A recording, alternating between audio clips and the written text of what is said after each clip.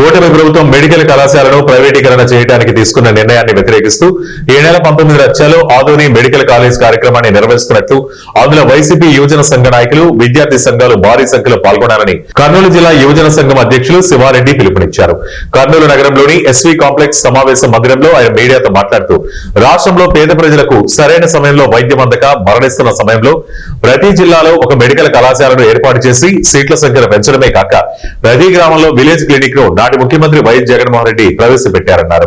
కేవలం కూటమి ప్రభుత్వం జగన్ పైన కక్షను పెంచుకుని మెడికల్ కళాశాలను చూసి ఓర్వలేక వాటిని పీపీపీ విధానంలో ప్రైవేటీకరణ చేయాలన్న ఆలోచనను ఆయన తప్పుపట్టారు.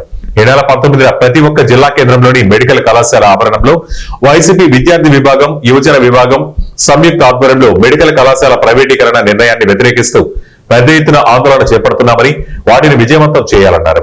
రాష్ట్ర ప్రభుత్వం వెంటనే ప్రైవేటీకరణ నిర్ణయాన్ని విరమించుకోకపోతే విడుదల వారీగా తమ ఆందోళన ఉధృతం చేస్తామని హెచ్చరించారు.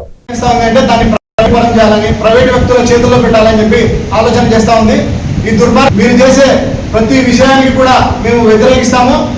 దశల వారీగా ఏదైతే ఉద్యమాలు ఉన్నాయో రౌండ్ టేబుల్ సమావేశాల ద్వారా అదేవిధంగా ప్రజా విద్యార్థి సంఘాలను అన్నింటినీ కలుపుకొని పోయి రాబోయే రోజుల్లో మిమ్మల్ని అందరినీ ప్రజల ముందు వ్యతిరేకించి మిమ్మల్ని అందరినీ కూర్చోబెడతామని చెప్పేసి ఈ కూటమి ప్రభుత్వాన్ని వైఎస్ఆర్ కాంగ్రెస్ పార్టీ విద్యార్థి కంపల్సరీ వైఎస్ఆర్సీపీ తరఫున పోరాటాలు చేస్తామని తెలియజేసుకుంటూ రేపు 19వ తారీఖు జరిగే చలో మెడికల్ కాలేజ్ మేము కర్నూలు జిల్లా తరఫున ఆదోని మెడికల్ కాలేజ్ ఆల్రెడీ 60% పూర్తయింది.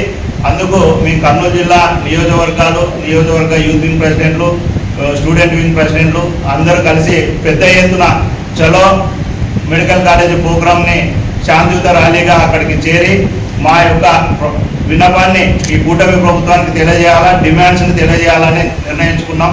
ఈ కార్యక్రమాన్ని పెద్ద ఎత్తున యువత విద్యార్థులు అందరూ కలిసి వచ్చి విజయవంతం చేయాలని కోరుకుంటూ సెలవు తీసుకుంటాం.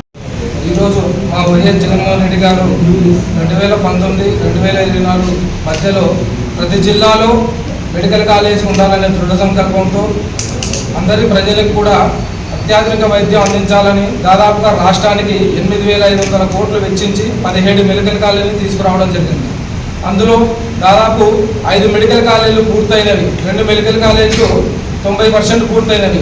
నంద్యాల అయితేనేమి, ఏలూరు అయితేనేమి, మచిలీపట్నం అయితేనేమి, రాజమండ్రి అయితేనేమి, ఇలా 5 మెడికల్ కాలేజీలు కూడా పూర్తయి క్లాస్ రూమ్లు కూడా ప్రారంభమైనాయి. కానీ ఈ కూటమి ప్రభుత్వం వచ్చినాక చంద్రబాబు నాయుడు గారు దీన్ని పీపీపీ విధానంలో ప్రైవేటీకరణ చేయడానికి కుట్రలు పన్నుతున్నారు. కావున దీనికి వ్యతిరేకంగా మేమందరం కూడా చలో ఆదోని మెడికల్ కాలేజ్ అని రేపు 19న నిరసన వ్యక్తం చేయాలనుకుంటున్నాం.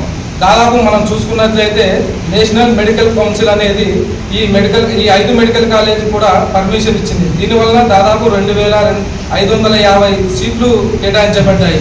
ఇదే కూటమి దుర్మార్గమైనటువంటి ప్రభుత్వం నేషనల్ మెడికల్